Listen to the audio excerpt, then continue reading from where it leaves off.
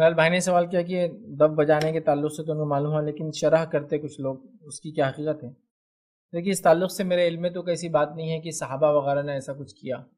لوگ بولتے ہیں کہ صحابہ جنگوں وغیرہ میں جاتے تھے اور وہاں جب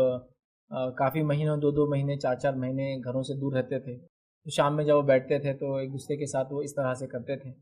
لیکن ہاں یہ تو کہا جا سکتا ہے کہ وہ شرح وہ ڈانس کی شکل میں نہیں، لیکن اگر کوئی یہ کہے کہ انسان کچھ کثرت کے لیے،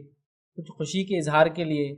کوئی موومنٹس کر لے، لیکن وہ ڈانس سے نہیں ہوں گا، یاد رکھیے، ہلچل کر لے، خوشی منا لے، اظہار کر لے، جس کی دلیل وہ بخاری کا واقعہ ہے جس میں نبی اکرم صلی اللہ علیہ وسلم مسجد نبوی میں کچھ کرتب دکھانے والے آئے تھے۔ جو کرتب دکھا رہے اس میں تیر، بھالے،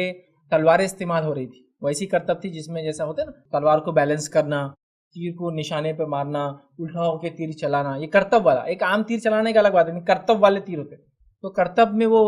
بھالے اور نیزے چلاتے جس میں کچھ لوگ سر پہ کچھ رکھے ہوتے اور نیزہ مارتے اس کے بیچ میں سے چلے جاتا، سمجھ رہا؟ تو اس میں ہر چاہتے جسم کے کچھ اسپیشل موومنٹس ہوتے ہیں ایسے کام میں۔ پھر اس کے بعد چیزوں کو پھینکا جا رہا، جسمانی مشق ہو رہی، بچوں کے اندر جذبہ جاگ رہا، ہتھیاروں کے ساتھ محبت جگا رہے ہو، کیونکہ اس زمانے میں جنگیں بہت کامن تھی اور لوگ اپنے زندگی کی بقا کے لیے لڑنا آپ کے لیے ضروری تھا کہ قبائلی معاملہ ایسی ہوتا ہے، جہاں قبائل ہوتے ہیں جنگجو ہونا، لڑنا ایک انسان کی بیسک نیڈ ہوتی ہے، ورنہ وہ جی نہیں سکتا ہے،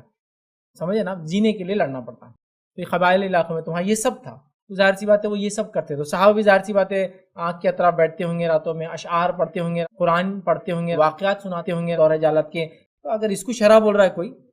سمجھ رہے نا، تو یہ ایک الگ بات ہے۔ بٹ شرح بول کیا مکمل طور سے ڈانس کر لے؟ شرح بول کے میں نے دیکھا اس کی شروعات شرح سے ہوتے ہوتے ابھی تو ایسا ہو گیا کہ وہ مختلف ڈانس کی شکل لے چکا ہے، ٹھیک؟ تو بہرحال اگر ویسا نہ ہو، وہ اس کی حدود میں ہو، تو رہا آپ کا معاملہ کسی اسپیسیفک لوگوں کے لیے وہ اسپیسیفک قسم کا ڈانس کرتے وہ اللہ عالم، پھر آپ اس کو دیکھیں۔ دوسرا یہ ہوتا ہے کچھ کچھ چیزیں شریعت کے اندر جائز ہوتی ہے، لیکن لوگ اس کے جواز سے آگے جب بڑھ جاتے ہیں تو اس میں غلطیاں کرنا شروع کر دیتے ہیں، یا پھر اس میں جب غلطی کرتے ہیں تو وہ چیز غلط نظر آتی ہے۔ تو سمجھے نا کہ کچھ ہلچل کر لینا، اپنے آپ کو تھوڑا سا فریش کر لینا، گدگدانا اور ہنسانا، یہ صحابہ کی عمل تھا، یاد رکھیے زندگی میں ملتا ہے، کئی عمل ہے، یہ ساری چیزیں بہرحال تو یہ اگر کر لیا جائے لمٹ میں تو جائز ہے۔ تو اگر شرح اگر اسی معنی آپ کریں پرٹیکولر کسی قسم کے جو عمل کرتے میں اس کو ہاں اور نہ نہیں بول رہا ہوں، کیونکہ اس کے لیے ایک اسٹڈی کی ضرورت ہے اور علماء اسے فتویٰ دیں جنرل، لیکن کوئی حرکت، کرتب،